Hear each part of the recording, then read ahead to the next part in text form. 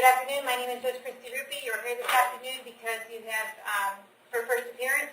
The purpose of first appearance is to inform you of the charges against you and determine whether there is probable cause for your arrest. Probable cause only means that it's more likely than not that you committed the crime for which you've been arrested. As you appear before me today, you are considered not guilty of what you've been charged with, and that status will remain with you through each stage of these proceedings up until changed by the State Attorney's Office if they prove the case against you beyond and to the exclusion of every reasonable doubt. You are entitled to have a lawyer represent you at each stage of these proceedings. If you cannot afford to hire a lawyer, I can appoint the Public Defender's Office for you this morning. You are also entitled to make a phone call to let friends, family, or counsel know where you are. If you haven't had the opportunity to make that phone call, please let me know. Make sure you get that phone call today. Finally, and most importantly, you have the right to remain silent, and I encourage you to do so. These hearings are recorded, and there is an assistant state attorney in this courtroom writing down everything that you say. So anything you say about the facts of your case can and will be held against you in the prosecution as the state's down the road. At this time, I'd like everyone to raise your right hand so I can place you under oath. Solemnly swear or affirm the testimony before the court will be the truth, whole truth, nothing but the truth. Okay, put your hands down as I call your name. Please come forward to the podium. Wendy Cotter.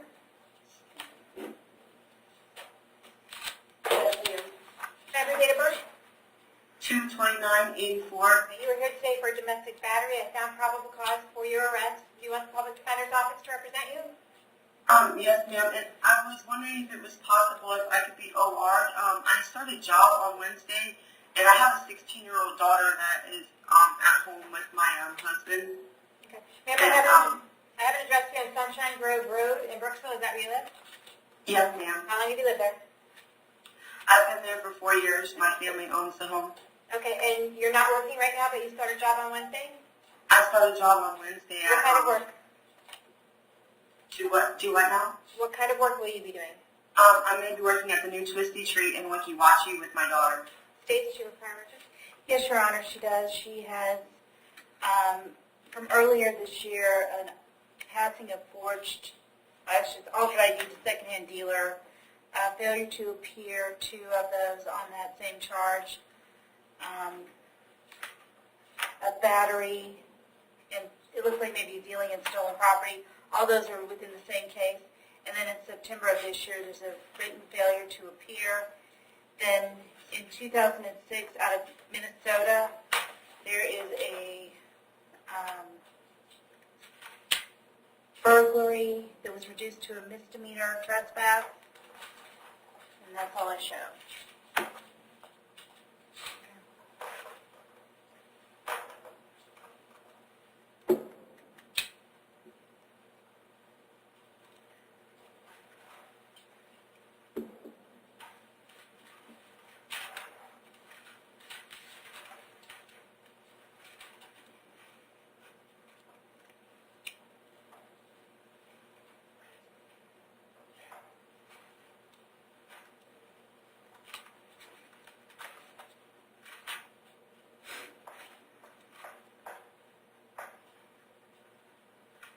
Okay, Ms. Cotter, what happened to your felony case? Were you placed on probation?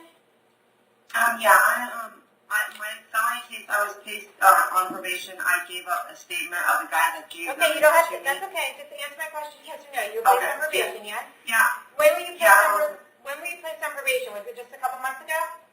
Yeah, just a couple months ago. Okay, you still on probation? Yes, ma'am. Gotcha. I'm trying to do what's right. I mean, I just started this job. Ma'am, don't say anything else. Don't say anything else. We're good. Yes, ma'am. All right. I need to order that you have no contact with the victim in this case, okay? Yes, ma'am.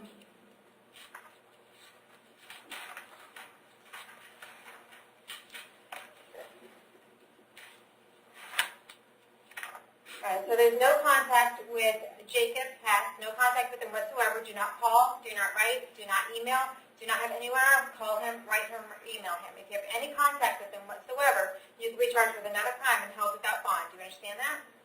Yes, ma'am. Okay. I'm going to hold you until 4 o'clock today in case Mr. Hess wants to file an injunction against you. If he does file that injunction against you, and read it very carefully, be very specific as to how many feet you need to stay away from him, his home, or vehicle, or anywhere else that he may frequent. I'm going to set your bond at $2,000. I'm going to see you back before on January 4th. I do need to tell you that coming down the pike in the next couple of days will be a violation of probation warrant, which will be a no-bond warrant. So you may be wasting your resources to bond out for the $2,000, but that is your decision to make, okay? See you back January 4th for this case. Thank you. Michael Jones? What's your guy's first name? Dave. Have your date of birth? 1989. You were here today for a violation of probation. It looks like it's out of Orange County. They want you held no bond until they get you out there. They will come get you probably within the next 5 days and bring you out there. When you get there, you can ask for a lawyer and you can ask for a court date. If for some reason they don't get you out there in the next 5 days, they don't come get you, the folks at the jail will bring you back in front of me and we'll figure out what the holdup is, okay? All right, thank you. All right. Edward Lempel?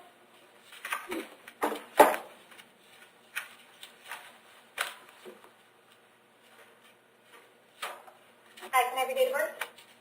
2/20/91. Alrighty.